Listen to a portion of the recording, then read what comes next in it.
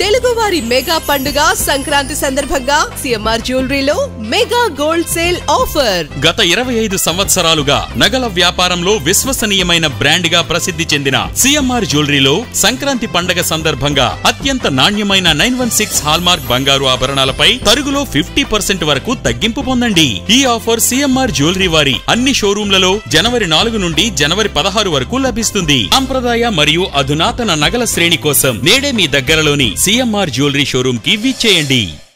నమస్తే, పినే న్యూస్ స్వాగతం. Ongole trunk road Mastan దర్గాలో గంధ మహోత్సవం ఘనంగా నిర్వహించారు. ఈ సందర్భంగా మాజీ ఎమ్మెల్యే దామచల జనార్దన్ పాల్గొనగా ఆయనకు దర్గా నిర్వాహకులు ఘనంగా స్వాగతం పలికి ఆశీర్వాదం అందించారు.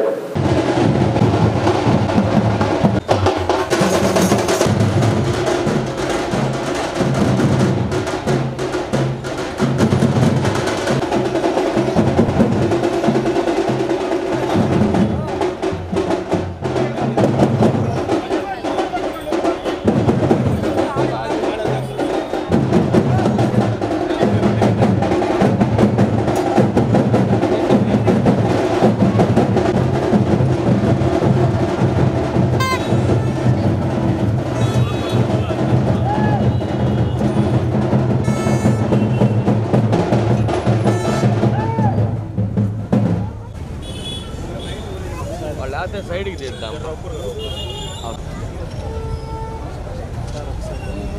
ఇవి కూడా కొద్దిగా ఈ సైడ్ ఎదురు సైడ్కి వస్తాము. అటు వస్తావు లేవు.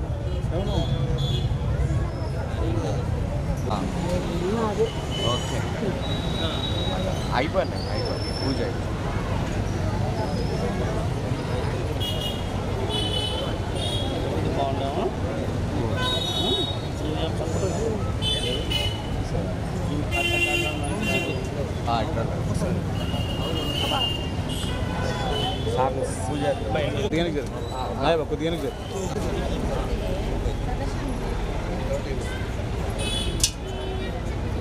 ఇటు తిరుగు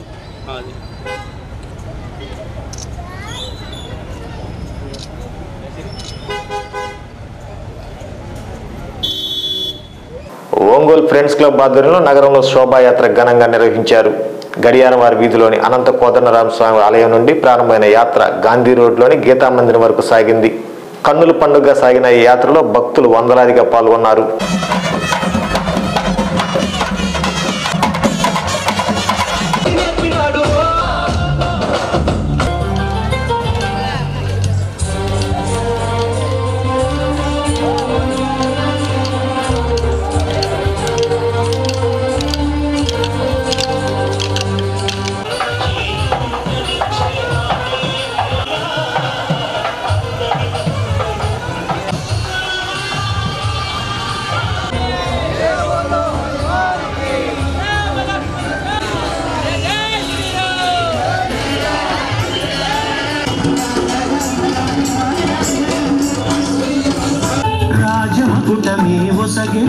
నవరత్న కాంతి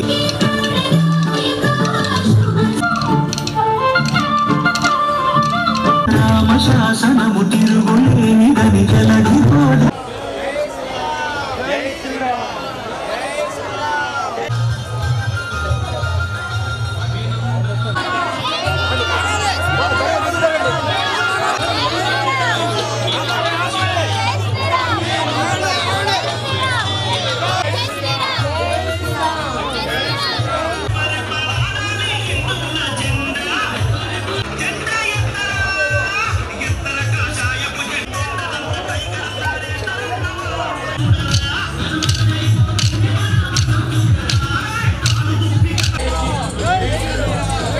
కోడికత్తి కేసులో శ్రీనుకు బెయిల్ వచ్చేలా ముఖ్యమంత్రి జగన్ చర్యలు తీసుకోవాలని ఒంగోలు పార్లమెంట్ తెలుగు మహిళా అధ్యక్షురాలు రావుల పద్మజ డిమాండ్ చేశారు. స్థానిక పార్టీ కార్యాలయంలో ఏర్పాటు చేసిన మీడియా సమావేశంలో తెలుగు మహిళలు మాట్లాడుతూ కోడికత్తి కేసులో జగన్ బెయిల్ రాకుండా అడ్డుకుంటున్నారని విమర్శించారు. ఈ సమావేశంలో నిడమానూరి పావని, మహిళా నాయకులు తదితరులు పాల్గొన్నారు.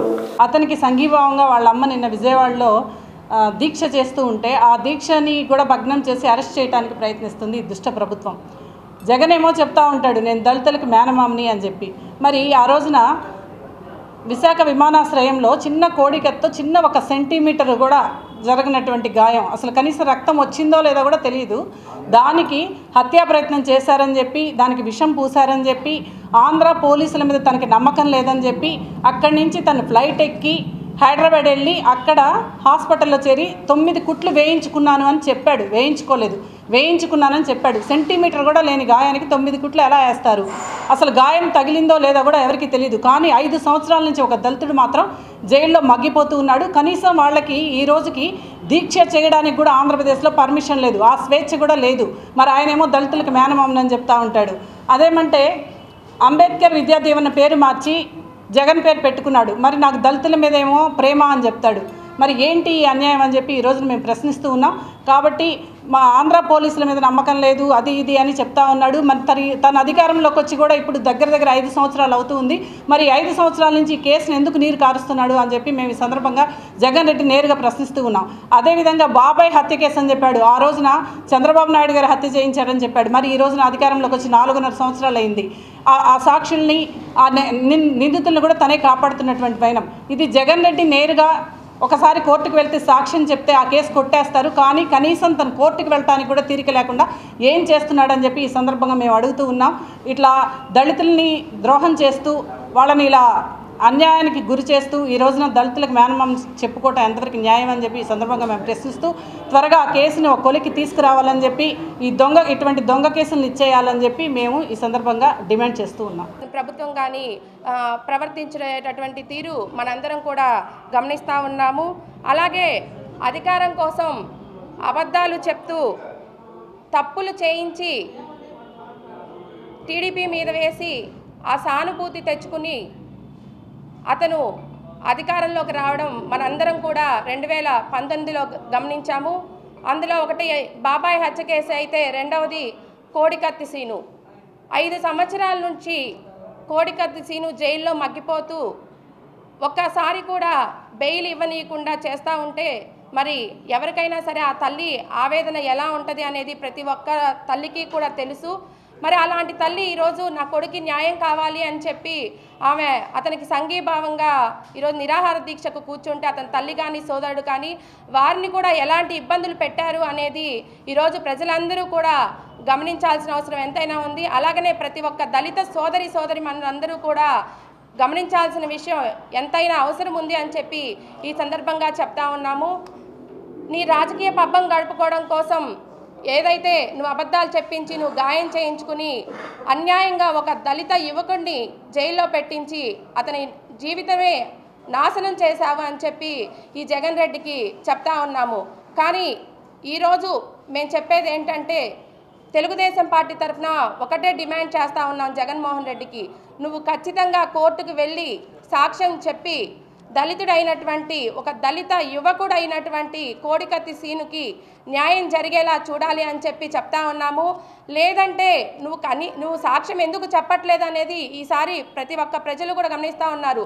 కేవలం నువ్వు వెళ్ళి అతనికి బెయిల్ ఇప్పించి అతనికి బయటకు తీసుకొస్తే నువ్వు చేసినటువంటి అన్యాయాలు అక్రమాలు అన్నీ బయటపడతాయి. కేవలం నీ మీద ఉన్నటువంటి ఆరోపణలు కూడా బయటపడి నువ్వు దోషిగా నిరూపితం అవుతావు. కాబట్టే ఈరోజు అతను కోడికత్తి శ్రీనుకి బెయిల్ రాకుండా చేయడం కోసం నువ్వు ఈరోజు కోర్టుకు కూడా హాజరవ్వట్లేదు. కానీ ఖచ్చితంగా రాబోయేది తెలుగుదేశం పార్టీ ప్రభుత్వమే.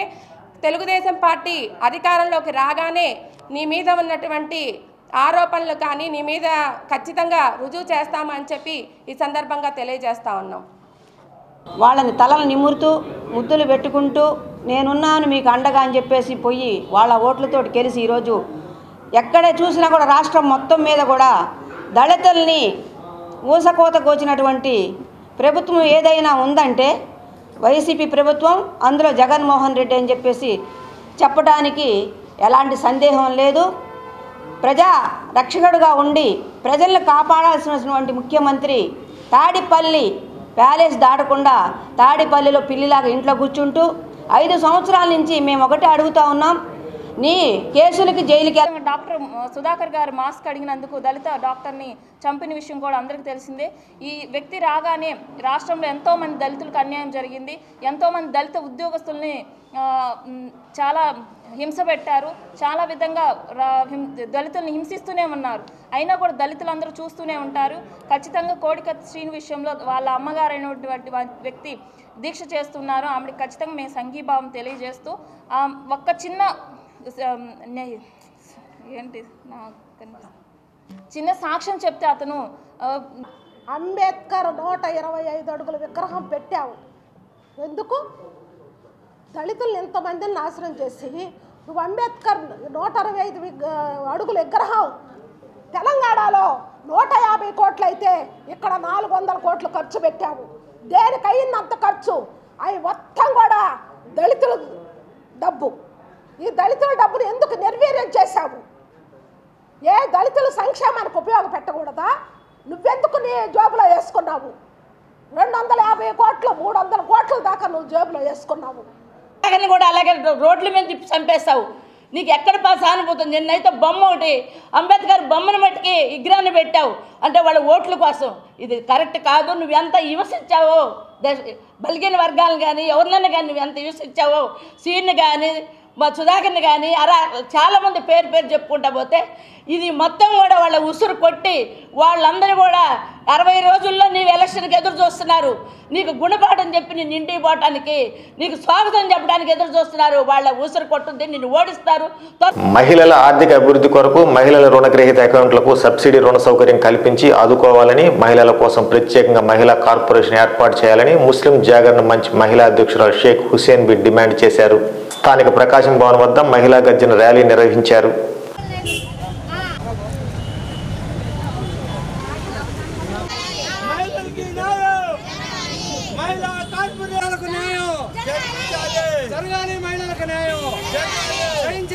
సహించేది లేదు మహిళలకు అన్యాయం జరిగితే, సహించేది లేదు మహిళలకు అన్యాయం జరిగితే, సహించేది లేదు మహిళలకు అన్యాయం జరిగితే ఏర్పాటు చేయాలి మహిళా కార్పొరేషన్, ఏర్పాటు చేయాలి మహిళా కార్పొరేషన్.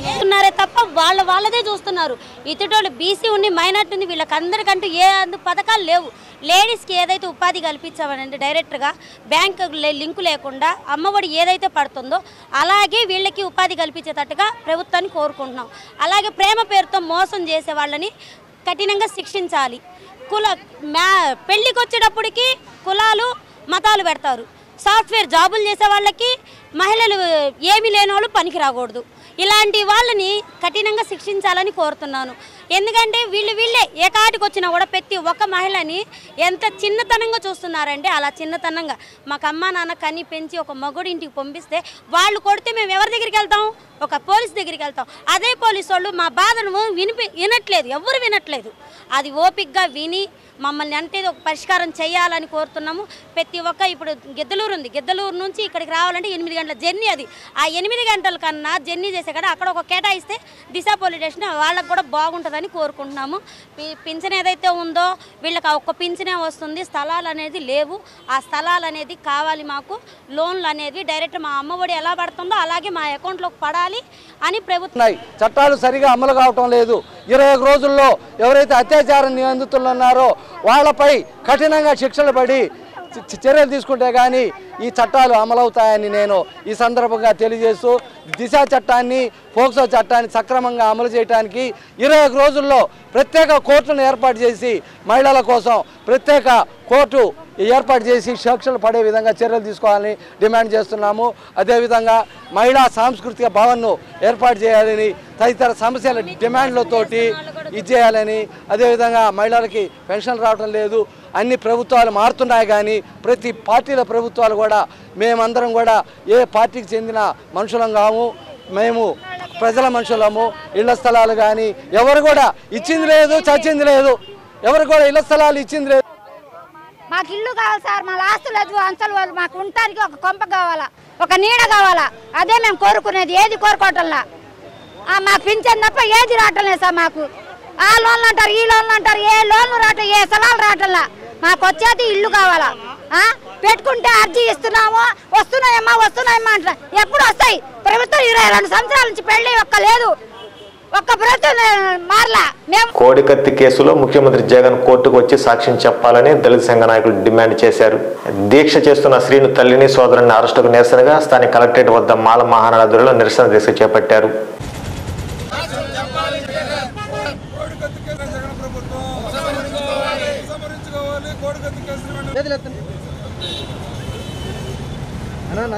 జగన్మోహన్కి దగ్గరగా పోవాలనే ఆవేశంతో అతను చేయి దగ్గరికి పోవటం వల్ల ఈ జనిపల్లి శ్రీనివాసరావు ఉన్నటువంటి ఆ చిన్న కత్తి ఆ జగన్కి తగలటం జరిగింది. దాన్ని కోడికత్తి డ్రామాగా జగన్ని చంపడానికి వచ్చాడని ఈ కోడికత్తి డ్రామా ఒకటి సృష్టించి ఇతన్ని అక్రమంగా 5 సంవత్సరాల నుంచి జైల్లో నిర్బంధించడం జరిగింది. ఈ కేసుని ఎన్ఐఏ వాళ్ళు కూడా ఈ కేసులో ఎలాంటి కుట్ర కోణం లేదని చెప్పేసి నేషనల్ ఇన్వెస్టిగేషన్ ఆఫ్ ఇండియా వాళ్ళు కూడా తేల్చడం జరిగింది. కనుక జగన్మోహన్ రెడ్డి కోర్టుకు వచ్చి సాక్ష్యం చెప్పాలనే డిమాండ్ తోటి మేము ఈరోజు ఈ నిరసన దీక్ష చేస్తున్నాము. వెంటనే జనిపల్లి శ్రీనివాసరావుని విడుదల చేయాలని ఈ అక్రమ కేసు పెట్టినటువంటి ఇటువంటి కేసులో బెయిల్ ఇవ్వకుండా 5 సంవత్సరాల నుంచి ఆయన నిర్బంధించడం జరిగింది కోడికత్తి సీన్ని. అయితే కోడికత్తి సీను ఈ సెక్షన్లో ఆమె పెట్టినటువంటి సెక్షన్లో ఒకవేళ శిక్ష ఇస్తే మహా వేస్తే 2 సంవత్సరాలు 3 సంవత్సరాలు వేస్తారు. అంటే ఆయన శిక్షాకాలం కూడా పూర్తి చేసి చేయడం జరిగింది. అంటే ఇదంతా కూడా జగను తన యొక్క ఓట్ బ్యాంక్ రాజకీయానికి ఉపయోగించుకుంటూ యొక్క కోడికత్తి సీన్ని నిర్బంధించి కోర్టుకు రాకుండా సాక్ష్యం చెప్పకుండా ప్రొలాంగ్ చేస్తూ వాళ్ళ కుటుంబ సభ్యులను కూడా మానసికంగా వేధింపులకు గురి చేస్తూ ఉన్నాడు.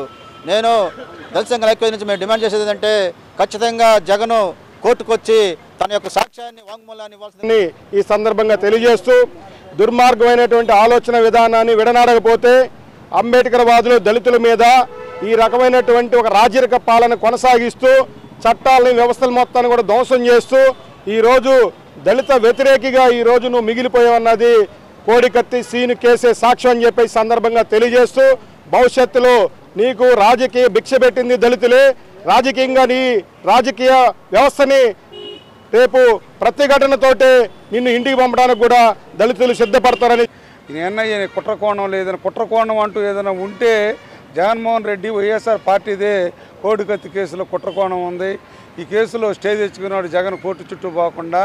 కాబట్టి వెంటనే జగన్ రాజ్యాంగం మీద ప్రమాణం చేసి ముఖ్యమంత్రిగా పరిపాలన చేస్తున్నాడు. కాబట్టి కోర్టుల మీద అతను నమ్మకం ఉంటే కోర్టుకు వచ్చి సాక్ష్యం చెప్పాలి అని చెప్పి అదేవిధంగా మేము డిమాండ్ చేస్తున్నాం. అదేవిధంగా ప్రజాస్వామ్యంలో నిరసన దీక్షలు పెట్టుకునే హక్కు ఎవరికైనా ఉంది. నిరసన దీక్ష చేస్తున్న కోడికత్తి సీను తల్లి సావిత్రమ్మ సోదరుడు సుబ్బరాజుల్ని విజయవాడలో అరెస్ట్ చేయడం అనేది చాలా అవివేకమైన చర్య, అప్రజాస్వామ్య చర్య. కాబట్టి ముఖ్యమంత్రి జగన్ వెంటనే కోర్టుకు వచ్చి కోడికత్తి సీను కేసులో సాక్ష్యం చెప్పాలని చెప్పి కోడికత్తి. అయోధ్యలో బాలరాముడి ప్రాణ ప్రతిష్ఠ పురస్కరించుకుని జిల్లాలో ఆలయాల విశేష కార్యక్రమాలు నిర్వహించారు. సీతారాముల కళ్యాణంలో ప్రత్యేక యాగాలు హోమాలు చేశారు. బాలరాముడి ప్రాణ ప్రతిష్ఠ కార్యక్రమాన్ని ప్రత్యక్షంగా భక్తులు వీక్షించే విధంగా దేవాలయాల్లో పెద్ద పెద్ద ఎల్ఈడి తెరలు ఏర్పాటు చేశారు. ఒంగోలు నగరంలోని సంతపేట ఆంజనేయ స్వామి దేవాలయంలో ప్రముఖ వేద పండితులు మఠంపల్లి దక్షిణామూర్తి ఆధ్వర్యంలో సీతారాముల కళ్యాణం నిర్వహించారు. గాంధీ రోడ్లోని కోదండరామ స్వామి దేవాలయం, సీతారామపురంలోని రామాలయం, లాయిర్పేటలోని చిట్టి ఆంజనేయ స్వామి దేవాలయంలో జగదభిరాముని కళ్యాణోత్సవాలు అంగరంగ వైభవంగా నిర్వహించారు. ఒంగోలు నగరంలోని సాయి సరోజ్ మయూరి సినిమా హాల్లో బాలరాముడి ప్రాణ ప్రతిష్ఠ కార్యక్రమాన్ని ప్రత్యక్షంగా భక్తులు వీక్షించి ఏర్పాటు చేశారు.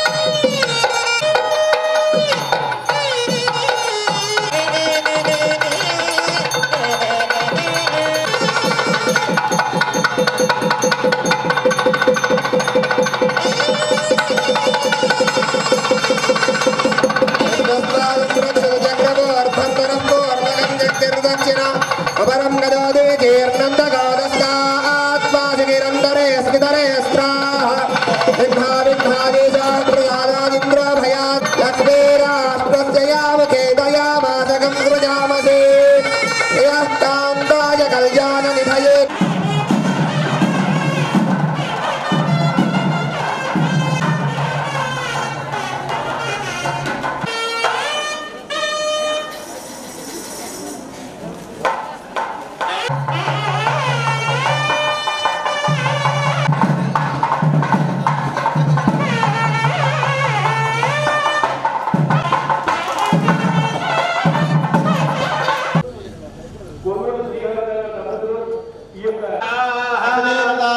देवता सहित सूर्यग्रहस्य आयव्यदिग्भागे नामपक्षे वरिष्ठ महर्षि आवाहयामि दुर्गा विश्वानामे उदिन्धन्दुरिकाचिः दुर्गा देवी अर्पणस्पदार श्रुण्वन्नोदकस्मे ददातनौ महागणपति मावाहयामि स्थापयामि पूजयामि वृधो वशी वृषेन्द्र पुरवेतनस्वस्थिता भयङ्करः वास्तोष्मदेवते ब्रह्माणं वासुदेव महर्षि आवाहयामि स्थापयामि पूजयामि सर्वेभ्यः ఈ అయోధ్య బాలరాముని యొక్క ప్రతిష్ట సందర్భాన్ని పురస్కరించుకొని ఇక్కడ సీతారామ కళ్యాణ మహోత్సవం కూడా ఏర్పాటు చేశాము. అదేవిధంగా ఇక్కడ ఎల్ఈడి టీవీలు కూడా ఏర్పాటు చేసి అందరికీ కూడా మేము వీక్షించేదానికి అవకాశం కూడా కల్పించి ఉన్నాము. మరి ఈ బాలరాముడి యొక్క విగ్రహ ప్రతిష్ట అంటే నిజంగా మన యొక్క జన్మ పునీతమైనదిగా మేమైతే భావిస్తున్నాము. ఎందుకంటే 500 సంవత్సరాల నాటి కళ. మరి దీన్ని మన హయాంలో ఇప్పుడు భూమి మీద జీవించి ఉన్న ప్రతి ఒక్క జీవి కూడా తన యొక్క అదృష్టంగా భావించాలి. ఎందుకంటే మనం ఆ యొక్క బాలరాముడిని ఆ రోజున త్రేతాయుగంలో మనం ఎవరూ లేము. ఆయన అయోధ్యకు వచ్చినప్పుడు ఏ విధంగా మేళతాళాలతో ఆయన తీసుకొని వచ్చారో వనవాసం ముగించుకొని వచ్చిన తర్వాత మరి అదేవిధంగా ఈరోజు మళ్ళీ కూడా అయోధ్యకి రాముల వారి ప్రతిష్టకి మనందరము కూడా భారీ స్థాయిలో కూడా ఇదే విధంగా స్పందన ఇచ్చేయాలి. మరి అక్కడ ఉన్న రద్దీ దృష్ట్యా మన ప్రధాని నరేంద్ర మోడీ గారు అక్కడికి ఈరోజు తక్కువ మందిని మాత్రమే అనుమతి ఇచ్చారు. కాబట్టి మనందరము కూడా ఆ యొక్క సందర్భాన్ని టీవీలో వీక్షించినందుకు నిజంగా ఎంతో ఆనందపడుతూ మేఘాలు కాని మేఘాలు కూడా సంబరంగా చూస్తున్నాయి. ఈ పాటికి బహుశా మనం ఏమనుకోవాలంటే ముక్కోటి దేవతలు పైనుంచి చూస్తూ ఉన్నారేమో రాముణ్ణి. త్రిమూర్తులు వచ్చి ఉంటారు, అయోధ్య పరివారం అంతా వచ్చి ఉంటారు. అందరూ కూడా రాముడిని దర్శించుకోవడానికి ఇష్టపడుతున్నారు అన్నట్టుగా రామనామం ఎక్కడ చూసినా మనకి కనిపిస్తోంది. అందుకని రామాయణంలోని మనం కదే అయోధ్యలో రాముడు పుట్టగానే అందరూ కూడా పుట్టిన వెంటనే అసలు ఎవరిని మన తండ్రి గారి చేసిన ఆజ్ఞని ఏ విధంగా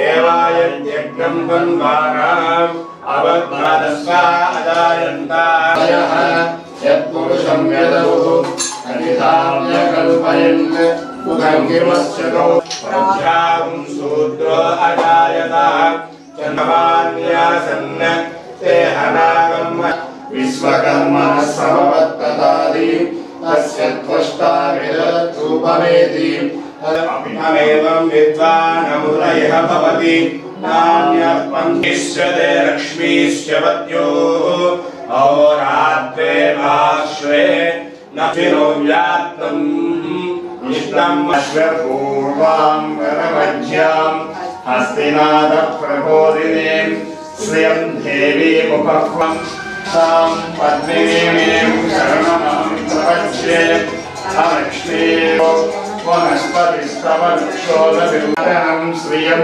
वासयने कुले आर्धां पुष्करिणीं पुष्टिं गन्धां हिरण्मयीं लक्ष्मीं जातवेदो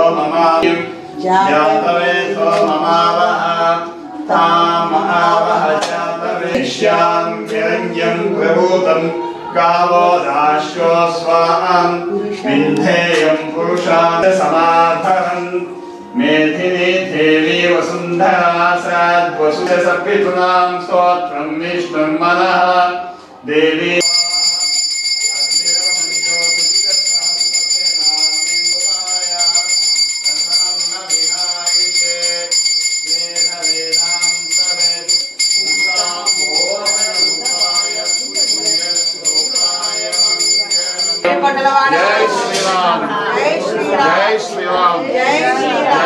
अनुग्रह फल सिद्धिरस्तु आंजनेय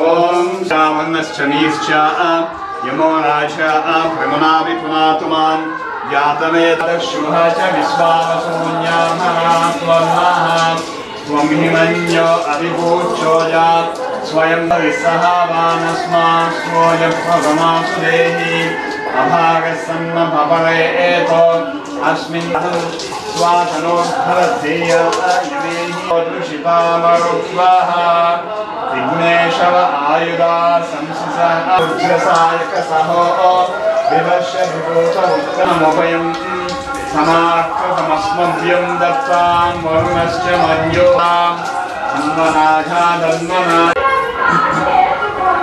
ॐ वीणदेवा पवित्रेण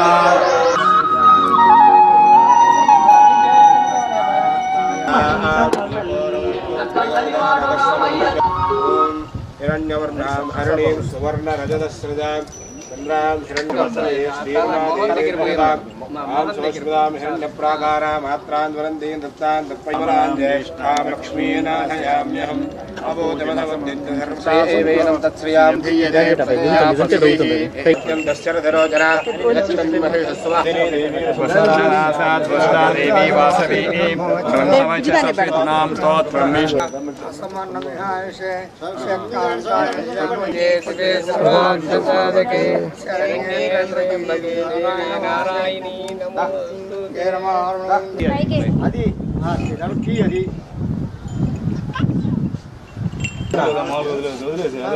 ఈ వార్తతో సమాప్తం. నమస్కారం. గుండె సంరక్షణ కోసం మరింత జాగ్రత్త తీసుకోవడం అవసరం. ప్రకాశం, నెల్లూరు, కర్నూలు జిల్లాల్లో తొలిసారిగా ఆస్టర్ రమేష్ హాస్పిటల్స్ ఒంగోలులో అత్యాధునిక 160 స్లైడ్స్ UCT 780 స్కానర్ అందుబాటులోకి తెచ్చాయి.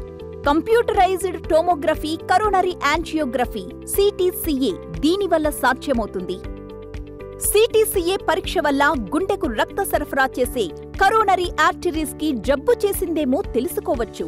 గుండెపోటు వస్తుందన్న దానికి అదే తొలి హెచ్చరిక. ఇతర పరీక్షలతో పోలిస్తే ఈ ఆధునిక పరీక్ష వల్ల ఎన్నో ఉపయోగాలున్నాయి. అసలు సమస్యని కరెక్ట్గా తెలుసుకుని తగిన వైద్యం చేసే వీలుంటుంది. గుండెకు సంబంధించిన ఏ సమస్య ఉన్నా ఆస్టర్ రమేష్ హాస్పిటల్స్ మీకు కొండంత అండ. మీరు పూర్తిగా విశ్వసించదగ్గ అత్యాధునిక ఆసుపత్రి ఇది. ఇది ఇప్పుడు ప్యాక్ చేయండి. గాజులు వచ్చే నెల తీసుకుంటానులే. వచ్చే నెల ఎందుకు? అంటే పెద్ద ఇన్వెస్ట్మెంట్ కదా, మొత్తం ఒకేసారి కొనడం ఎందుకని. అలా చేస్తే వచ్చే నెల బంగారం ధర పెరిగిపోతుందేమో. కావాల్సినవి తెలిసినప్పుడు కొనడానికి మాత్రం కన్ఫ్యూజన్ దేనికి? మలబార్ అడ్వాన్స్ వెడ్డింగ్ ప్లాన్ ఉందిగా, చెప్పండి. మీరు కొనాలనుకుంటున్న బంగారం మొత్తంలో 10% అడ్వాన్స్ పే చేస్తే చాలు. మేము దాన్ని ఈ రోజు బంగారం ధరకే బ్లాక్ చేసి ఉంచుతాం. ఫైనల్ పర్చేస్ అప్పుడు మీరు బుక్ చేసుకున్న ధర లేదా కొనుగోలు చేసే రోజు ధర రెండిట్లో ఏది తక్కువైతే ఆ ధరకే పొందొచ్చు. అంటే రిస్క్ చిన్నది, ఆనందం పెద్దది. బాగుంది కదా. నా కుటుంబం, నా సంబరం, నా మలబార్.